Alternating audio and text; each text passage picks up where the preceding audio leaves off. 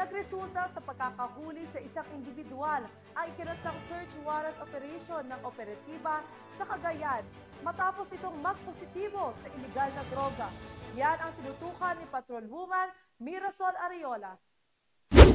Isang search warrant operation ang matagumpay na isinagawa sa Barangay Santiago, Claveria, Cagayan, pasado alas 7:30 ng umaga noong June 19, 2024. Ang operasyong ito ay pinangunahan ng mga tauhan ng Special Operations Unit 2 ng PNP DEG sa pamumuno ni Police Colonel Ariel A. Capucao, SOU Commander, kasama ang Claveria Municipal Police Station. Nakumpiska sa nasabing operasyon ang 3 piraso ng mga sachet na naglalaman ng ilang gramo ng hinihinalang shabu at isang coin purse na nagsilbing concealment ng nasabing illegal na droga.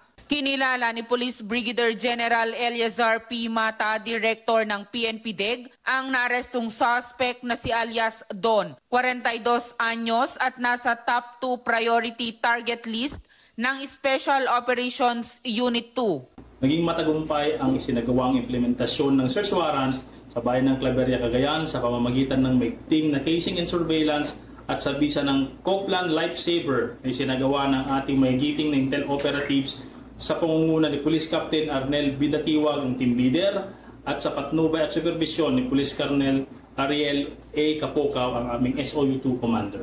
Saksi ang operasyong ito sa nasabing lugar sa determinasyon ng otoridad na puksain ang iligal na kalakaran ng droga at sa pangunguna ng ating mga kapulisan, patuloy ang mga ginagawang hakbang para sa kaligtasan ng mamamayan.